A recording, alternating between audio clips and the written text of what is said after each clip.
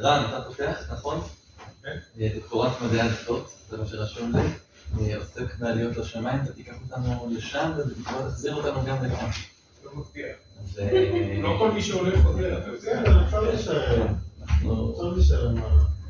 זה להרבה זמן להישאר בינתיים. ליאור נביא עליו ועוד לא חזר. אוקיי, מה עשיתי פה? אבל כל פסח עבדתי. ככה אומרים. זה אימן כל חופשי, אז...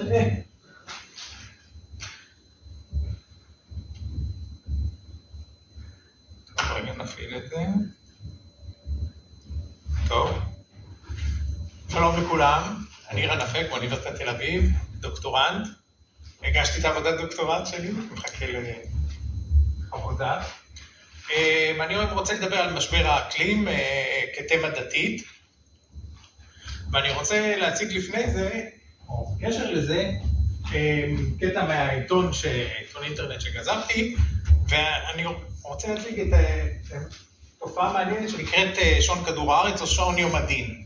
אז בשעון כדור הארץ זה איזשהו קונספט של הקהילה המדעית, כן? זה לא קונספט דתי, כי בשעון הזה הוא שעון שמתקרב לקראת ה-12, 12 זה שעת השין, השעה שבה כאילו התרחש אסון נוראי לאנושות, אסון אפוקליפטי, הוא תמה מדעית מכיוון שהנבואות או תחזיות של שעון כדור הארץ הן לא באות מהתחום הדתי, הן לא באות מאמונה מסוימת, הן לא באות מאיזושהי ידענות, הן שעון שכאילו לפי אחד מתחזיות המדע או לפי התפיסה של הקהילה המדעית באיזשהו שלב אנחנו מתקרבים למצב שאנחנו מסכנים את כדור הארץ, והסכנה היא כמובן גם של האנושות וגם של הכדור עצמו. זאת אומרת, זה תלוי איך מסתכלים על זה, גם כל האנושות יקרה לה משהו, או לכדור הארץ יקרה.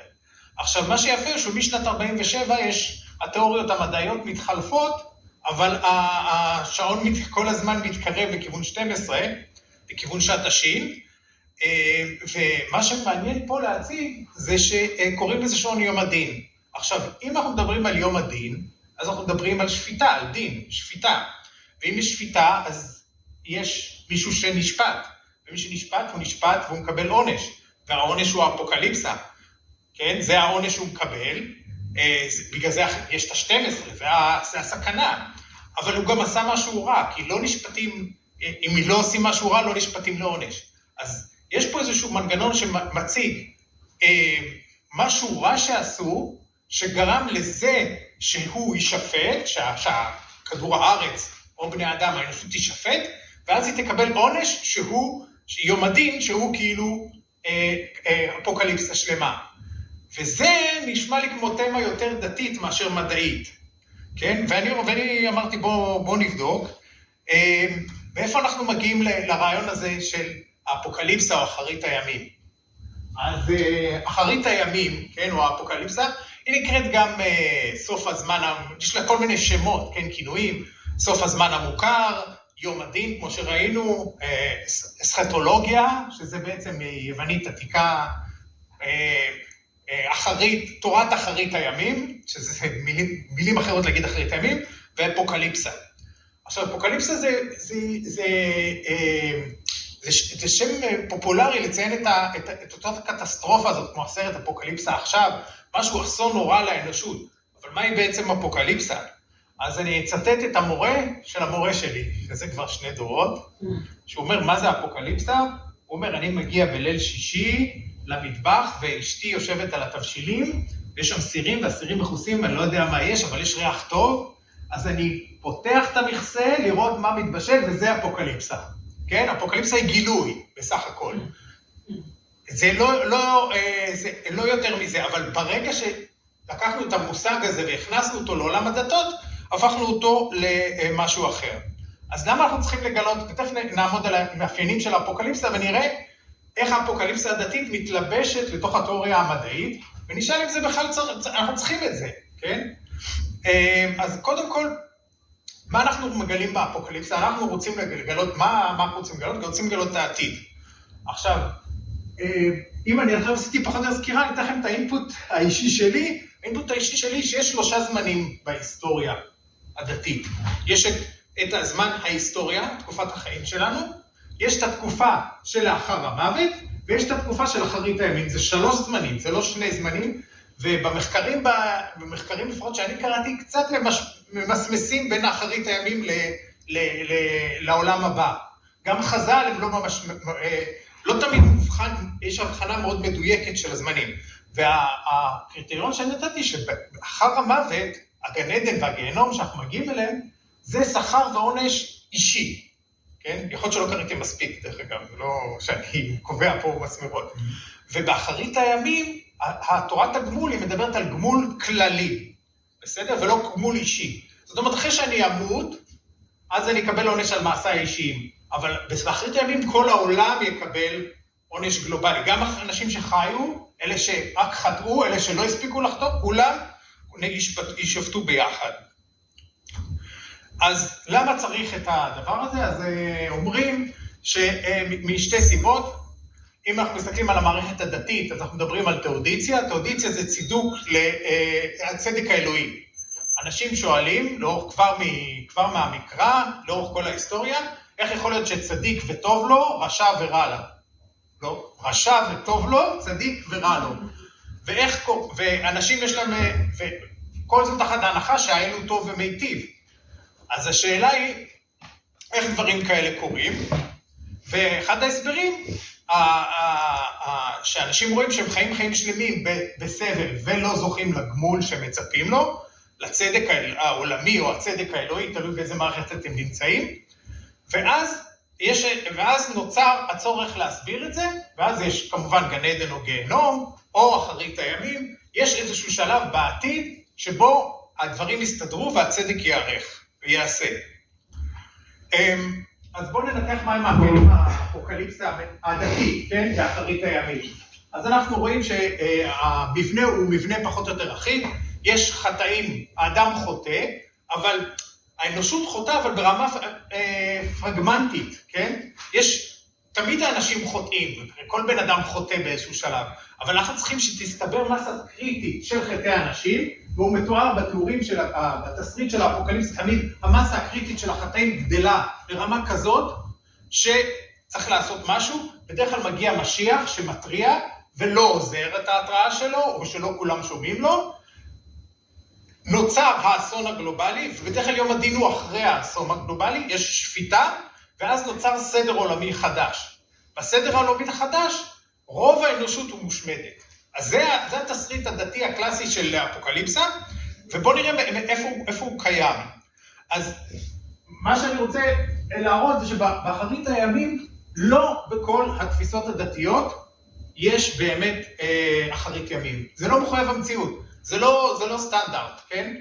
אנחנו רואים שבמקרא המוקדם, עד תקופת הנביאים, אין בכלל אפוקליפסה. אם נחפש את אחרית הימים, אני ארצה למצוא אותה בבראשית. הוא אומר, אלוהים ברא את העולם ככה, והוא יסיים את העולם בשעה הזאת והזאת, בזמן הזה וזה. אבל זה לא קורה, לא במקרא. אצל חז"ל זה קורה. אבל חז"ל הוא בונה והורס עולמות, אם אני לא טועה. נכון? עד שהוא מחליט לבנות את העולם שלנו. אבל במקרא המוקדם אין. גם בעולם המתים, השכר ועונש, תורת הגמול אחר המוות היא לא קיימת כמעט. כן? אם אנחנו מסתכלים על שמואל א', את שאול ובת האוב, שהוא מעלה את שמואל מהמתים, ואם אנחנו מסתכלים בכל האזכורים שפה, אז אין, המוות הוא חידלון מוחלט. אין גן עדן, אין גיהנום, אין עולם הבא. לכל היותר המתים הם סוג של רפאים שנמצאים בתוך קונסטלציה שמאוד מאוד דומה למסופוטמיה, ולמיתולוגיה של יוון העתיקה. זאת אומרת, גם ביוון העתיקה, גם בפילוסופיה וגם במיתולוגיה, גם אצל אפלטון אין סוף לעולם, יש בריאה, אין סוף. גם במסופוטמיה יש בריאה, אין סוף. גם אצל המצרים יש בריאה, אין סוף. אני חייב לציין שאצל המצרים יש עולם הבא, כן? הוא שונה קצת מה שאנחנו מכירים, אבל אין סוף לעולם. זאת אומרת שלא חייב להיות עולם עם סוף. לא חייב להיות אפוקליפסה, לא חייב להיות סיומת, כן? לעולם. אז איך מגיעים לסיומת לעולם?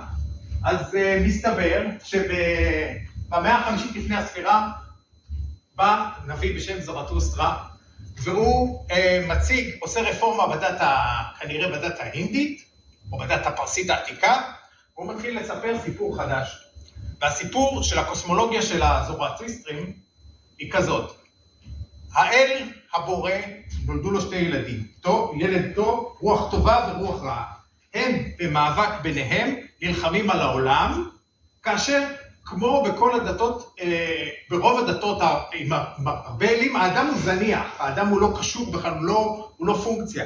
גם במאבק הזה האדם הוא פיון, הוא כלי קטן, הוא לא משמש לשון המאזניים. שני האלים נאבקים אחד לשני, אחרי איקס שנים, אלפי שנים, האל הטוב ינצח, כן? העולם יאכל באש, יבוא איזה נביא שיספר על זה, לבני האדם, אבל זה לא ישפיע על המלחמה בין שני האלים האלה, כן? תהיה מלחמה גדולה, ואז תהיה תחיית מתים לבודדים, רוב האנשים ימותו. אז מפה הסיפור הזה, זה סיפור אולי המתועד הראשון, אני לא אגיד שזה סיפור הראשון, אבל זה סיפור המתועד הראשון של התפיסה של אחרית הימים, כן? והתפיסה הזאת לאט לאט מחלחלת ליהדות, מהיהדות לנצרות, ותכף נראה את זה, אבל כבר אצל הנביאים במקרא אנחנו רואים, כבר יש איזושהי תחילה של גישה, תחילה של שימוש במוטיבים מהאפוקליפסה, שהם מוטיבים שהם סותרים כאילו את המוטיבים של הבריאה של בראשית, והחידוש של היהדות שמביאה לעולם, זה שאנחנו אחראים בסוף העולם. כי אצל הזורואסטרים אין משמעות לאדם במאבק הזה, או משמעות סמלית, כן? הוא לא זה שמטה את הכף. אז אנחנו רואים באמת, תכנן את הזמן 6 דקות, אתה יכול? מה? אני עכשיו מדבר 11 דקות. יש לי עוד כמה? כמה שאתה צריך לחשב את זה. זה לא, הנה, יש לי פה שעון. תתפתק. אני אעמוד ב-20 דקות או 18? כמה אני צריך? תגיד. 20 זה בסדר. 20, אוקיי. אז אנחנו מסתכלים על אחרית הימים, אנחנו רואים סימנים כבר, בשלב הנביאים, כן? בשלב הנביאים במקרא, אז אנחנו רואים את השיפוט של אלוהים, כן? ויש אחרית הימים. עכשיו אני רוצה להגיד שזה פרשנות אחת. כדי לקרוא את הדברים האלה, זה צריך לפרש אותם. כי אין פה תורת אחרית הימים סדורה. יש פה נקודות. אחרי זה פרשנים מאוחרים יבואו ויגידו, הנה אחרית הימים קיימת כבר אז. כבר במקרא, כי במקרא קיים הכל.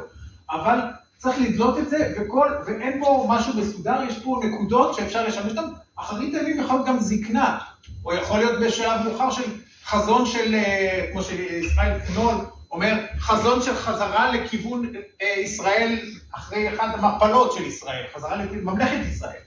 אבל מדובר על חוטר אישה, זאת אומרת איזשהו נצר של מישהו, וסדר עולמי חדש שאנחנו רואים פה, גם זה מן כבש. יש לנו אצל יחזקאל, עוד פעם, החזון העצמות היבשות, שזה כמובן דימוי, אבל לחשוב שחי יקום לתחייה, שקבוצה של אנשים יקומו לתחייה, זה כבר רעיון שהוא חדש. וכמובן את מלאכי, שהוא אומר שאליהו הנביא יבוא ביום אדוני הגדול, ששוב יום הדין, אחרית הימים אצל דניאל, ודניאל כבר ממש מבוסס, כי דניאל נמצא בתקופה שכבר, הרעיון של אחרית הימים כבר תופס את כל הסביבה. כן? ואז גם רבים ביושני עפר יקומו, ואנחנו רואים שאם אנחנו נדלה את הכל ונחבר ביחד, אולי נצטרך לבנות את זה, אבל אין תורה מסודרת. אז איפה נוצרת התורה המסודרת? אז אני שוב מסתכל על ההיסטוריה, ואני חושב שהזורואסטרים הם הראשונים, לא יכול להבטיח את זה, זה הדעה שלי. במקרא המאוחר יש דגימות שאפשר לפרש אותה. הראשון שמדבר על זה ביהדות זה בספר חנוך א', ספר חנוך א', נכון, מאה השלישית לפני תקנו אותי אם אני טועה, מאה השלישית לפני הספירה, פחות או יותר, מהספרים שמתי שמתגבש המקרא הוא מוצא ממנו, או קולו נכנס לתוכו, לספרי המקרא, זאת אומרת, יש לו לגיטימציה מבחינת הזמנים ומבחינת הדת להיכנס למקרא, אבל הוא לא נכנס לשם. מדובר פה על אחרית הימים בצורה מפורשת, גם העולם הבא, שזה עולם השכר ועונש גן עדן גיהנום, זה לא גן עדן גיהנום אצל חנוך, אבל זה דומה, וגם אחרית הימים, גם בספר יובלים, מגילות ים המלח זה כמעט קופי-פייסט של התפיסה הזורואסטרית, כן? שוב, אין אדם פה לא משחק תפקיד במגילות ים המלח, בגלל הדטרמיניזם, תורת הגזרה הקדומה. אבל ממש אותו מבנה, אחרי זה יש ספרות האפוקליפסית, שם ממש מדברים על העולם הבא ועל אחרית הימים. ספרות האפוקליפסית זה מהמאה הראשונה לפני הספירה עד למקביל לתקופת חז"ל, ספרות יהודית, מדברת על אפוקליפסה. הברית החדשה, הנצרות, ספר שלם, חזון יוחנן, ההתגלות, הרבליישן, כולו דן מתאר את הברית החדשה. כמובן שזה אחרי זה מגיע לאסלאם, וגם במזרח יש לנו את התפיסה הזאת, של במזרח ובצפון אירופה, יש את אחרית הימים, כמובן שלא בעקבות, אולי לפני, כן? אם זה הינדואיזם, זה צריך להיות לפני הזורואסטריזם. טוב, עכשיו בשאלת $1,000,000. מתי אתם רוצים שזה יקרה? כן, אז ביהדות. היהדות חז"ל אומרים לנו במפורש, חבר'ה, יש לנו עוד, נכון? אנחנו בתשפ"ד, 5,000 זה, חז"ל אומרים 216 שנה. הנכדים שלנו יחזו באחרית העולים. חז"ל קובעים את זה באופן מוחלט, כן? זה ברור. הנצרות קצת יותר. הנצרות, אני רוצה להגיד משהו על אפוקליפסה. בניגוד לחז"ל, כל מי שחוזה אפוקליפסה אומר שזה יקרה, הדור הזה לקראת סוף הדור. תמיד אפוקליפסה ממש קרובה. אנחנו רואים את זה דוגמה בנצרות, שבאלף הראשון 12 פעמים היה אמור להיות אפוקליפסה, במאה ה-16, 13, במאה ה-15, וככל שמתקדמים, 50 פעמים זה היה אמור לקרות, תלוי באיזה זרם בנצרות. במאה ה-20, היום אנחנו יודעים על 24 מועדים במאה ה-21, תתכוננו, זה יכול להיות כל יום. גם במיסטיקה מאוד אוהבת לדבר על סוף. נכון, תשמ"ד, 2000, וגם אני אגלה סוד, גם 1000 היה סיפורים רציניים, בימי הביניים, דיברו על 1000, לא הצליח להם, עברו ל-2000. נבואות של ידנים, יש כל מיני תרנגולות, חזירים, נחשים שקובעים מחשפה עיוורת שקובעת מתי יהיה. הניו אייג' מאוד נפוץ, שמעתם פעם על סינגולריות, נכון? זה תיאוריה חצי מדעית, יש בה משהו גם כן כזה.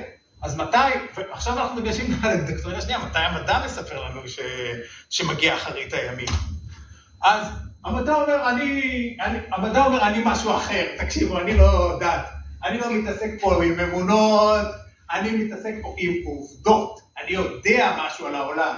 יותר מזה, הטענה המדעית היא שהיא הדרך היחידה להבחין בין אמת לבדיה, כן? המדע אומר, אני לא משחק במשחק של השטויות שלכם, או של האמונות שלכם, יש לי כלים מאוד מדויקים, אובייקטיביים, יש לי תצפיות, אני עקרון ההפרחה, יש לו ממש כלים שהוא יקבע בצורה מוחלטת, תוך הישענות על מודלים מתמטיים סטטיסטיים, הוא גם לא מתעסק בנבואות, הוא מתעסק רק בתחזיות.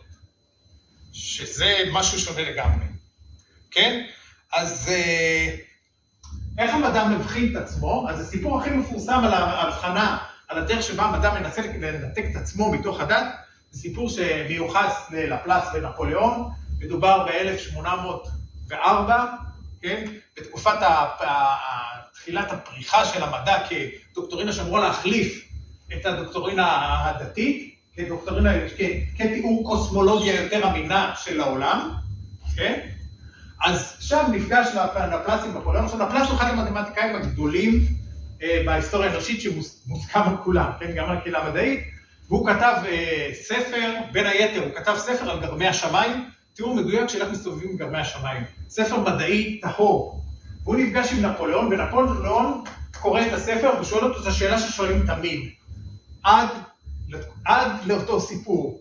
שאלה שמכל ימי הביניים, כנסייה שלטה בהתפתחות המדע, התנגדה, אך גם שלטה, ותמיד בכל הוכחה מדעית הייתה הנחת יסוד, אתם רוצים להוכיח שמים רותחים ב100 מעלות, אז מים פלוס הנחת יסוד האלוהים, פלוס הנחת יסוד רתיחת המים, והנחת מים הגיעו ל100 מעלות, שווה רתיחה. זאת אומרת, יש הנחת האלוהים בכל הוכחה מדעית עד אותה תקופה. ונפוליאון שואל את לפלס, תגיד לי, קראתי את הספר שלך, איפה הנחת האלוהים? אז לפלס עונה לו את המשפט המפורסם, להנחה הזאת לא נדרשתי. ובככה הוא בעצם יוצר את הניתוק בין המדע לדת. ומקים אותה כדוקטורינה עצמאית. ואני אומר, האומנם, אם אנחנו מסתכלים מאפייני האפוקליפסה הדתית, כפי שתיארנו אותם קודם, כן? אז יש חטאי האדם, חטאים קטנים, הרבה חטאים קטנים, מובילים למסה קריטית, כן? יבוא מישהו שיתריע על זה, אבל ייווצר אסון גלובלי, וייווצר יום הדין, וייווצר סדר עולמי חדש עם צמצום אוכלוסין משמעותי. זה נשמע לכם מוכר? התסריט הזה? התסריט הזה תסריט דתי. אז בטח שלא נמצא את הנחת יסוד של תורת הגמול, אני מקווה בתוך המדע, וגם אני לא אמצא אפוקליפסה גלובלית במדע. אבל מה לעשות? הנה, יש לכם כמעט כל מדעי הטבע פה, יש לכם את כל האפוקליפסות שהמדע מציג, כן? אם דרך אגב, זה ביוניון סקוואר בניו יורק, זה שעון סוף העולם, כן? סוף העולם יהיה עוד 6 שנים, 137 ימים, והוא מופיע שם. זאת אומרת, אם אנחנו לא מסתכלים על מה שכתוב בצהוב, כן? שזה אין אחריות לאדם, נגיד באסטרונומיה, מדברים חור שחור, התעקשות קוסמית, איזה משהו שהעיף אותנו, אז המאיץ חלקיקים הבטיחו שיש סיכוי שהוא ישמיד את כדור הארץ, ומלחמה גרעינית ברור, וזיהום קימי גלובלי ברור, והכל באשמתנו, ויש משבר האקלים שהוא באשמתנו, והתחממות, דרך אגב, לפעמים יש גם התחממות כדור הארץ, אבל קודם הייתה התקרבות כדור הארץ, אבל את זה שכחו באיזשהו שלב, וגם התחממות כדור הארץ שכחו, עכשיו קוראים לה משבר האקלים. זאת אומרת, החור באוזון, ברגע שהוא מתכווץ, זה כבר נזנח שזה הולך להשמיד כדור הארץ, עכשיו נחפש משהו אחר, כן? יש מחסור במים מתוקים, והקורונה, ולפני זה היו מחלות קודמות, וקריסת האקוסיסטם, ותיעוש, ואינטליגנציה מלאכותית, גם היא מבטיחה לנו שהיא תשמיד את כל כדור הארץ, והכל באשמתנו. ואני רוצה להגיד, אני לא אומר שזה לא נכון, יכול להיות מאוד שזה יקרה, יכול להיות שהאפוקליפסה תקרה באמת בעוד 6 שנים, ממש בזמננו, אבל מבחינה סטטיסטית לפחות, עד היום זה לא קרה, אז צריך לבוא ולהסתכל, וכל אחד יחשוב כמה הצליח הדת להתנתק המדע הצליח להתנתק מתפיסות דתיות. זהו, תודה רבה, חרדתי